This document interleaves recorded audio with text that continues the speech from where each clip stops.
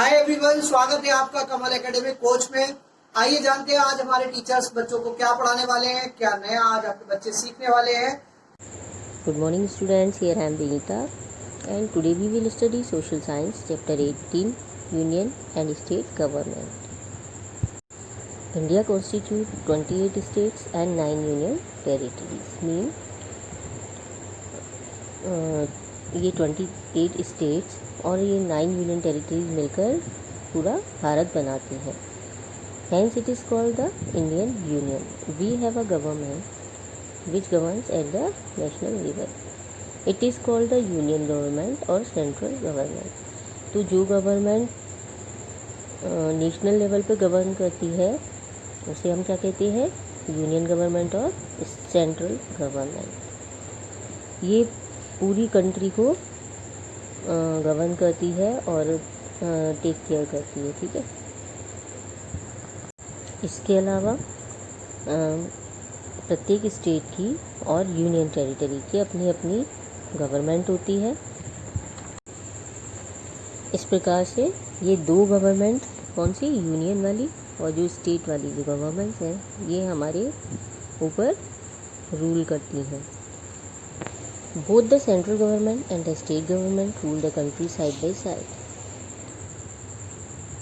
उनकी जो पावर्स हैं और ड्यूटीज़ हैं वो डिवाइडेड होती हैं. Our constitution very clearly states the duties of the central and state government. For example, the protection of life and property is the responsibility of the state government. तो state government की क्या responsibility है कि वो property की और हमारी life की प्रोटेक्शन की रिस्पॉन्सिबिलिटी लेती है. On the other hand the defence of the entire country is responsibility of central government. और जो पूरी कंट्री की रक्षा की बात होती है तो वो किसके ऊपर आती है, सेंट्रल गवर्नमेंट के ऊपर. If any need arises the central government helps the state government. जब भी कोई नीड होती है, बहुत ज़्यादा नीड होती है, तो सेंट्रल गवर्नमेंट स्टेट गवर्नमेंट को क्या करती है, हेल्प करती है. तो अब हम यूनियन और स्टेट गवर्नमेंट कैसे बनती हैं और कैसे काम करती हैं इनके बारे में जानेंगे. First union government. First union government. Every government has 3 main things to do. First making of laws, second executing the laws and dispensing justice. Mean laws को बनाना, लॉज को एग्जीक्यूट करना और जस्टिस प्रोवाइड करना. इंडिया पार्लियामेंट, जिसे हम संसद भी कहते हैं, वो पूरी कंट्री के लिए लॉज मेक करती हैं. इंडिया पार्लियामेंट जो होती है वो इन 3 चीज़ों के मिलने से बनती है. The president, second the Lok Sabha and the third the Rajya Sabha. इनमें से पार्लियामेंट का लोअर हाउस होता है लोकसभा. तो जो लोकसभा के मेंबर्स हैं वो लोगों के द्वारा ही चुने जाते हैं. और जो 18 ईयर्स से एबव लोग हो जाते हैं और 18 ईयर्स के होते हैं, वो उनको वोट देने का अधिकार होता है. और मैन एंड वुमेन दोनों को इक्वल राइट्स हैं वोट देने के. और जो 25 ईयर्स से एबव लोग होते हैं वो इस इलेक्शन में कैंडिडेट बन सकते हैं. जो कैंडिडेट इलेक्शन में खड़ा होता है वो लोगों से अपनी पार्टी के लिए वोट मांगता है और जिस पार्टी को या जिस मेंबर को सबसे ज़्यादा वोट मिलते हैं वो लोकसभा का मेंबर चुन लिया जाता है.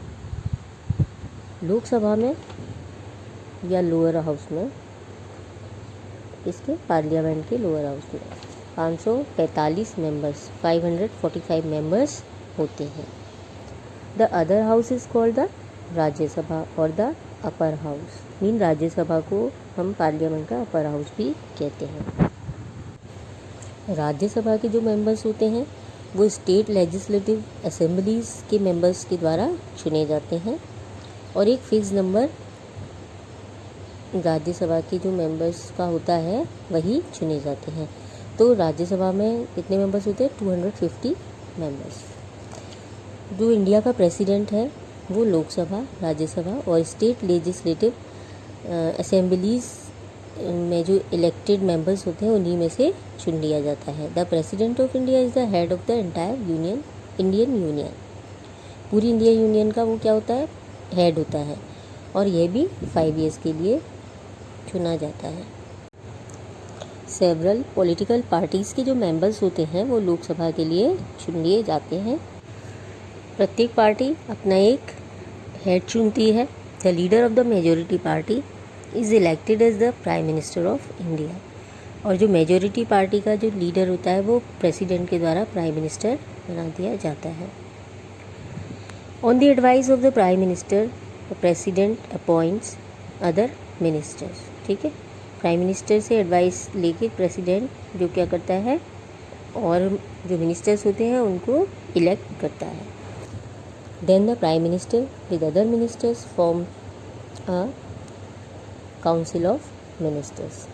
ठीक है, all of them are members of parliament, together they run the government. तो ये सभी मिलके प्राइम मिनिस्टर सब मिलके पूरी गवर्नमेंट को चलाते हैं। जस्टिस देना हमारी जो गवर्नमेंट है इसका एक महत्वपूर्ण काम होता है। The highest court at the national level is the supreme court. तो नेशनल लेवल पर सुप्रीम कोर्ट हमारी कंट्री की हाईएस्ट कोर्ट होती है। ये हमारे अधिकारों की रक्षा करती है। वेरियस लीगल मैटर्स में सुप्रीम कोर्ट का डिसीज़न लास्ट डिसीज़न माना जाता है। जो जजेस हैं और chief justice of the supreme court president के द्वारा चुने जाते हैं।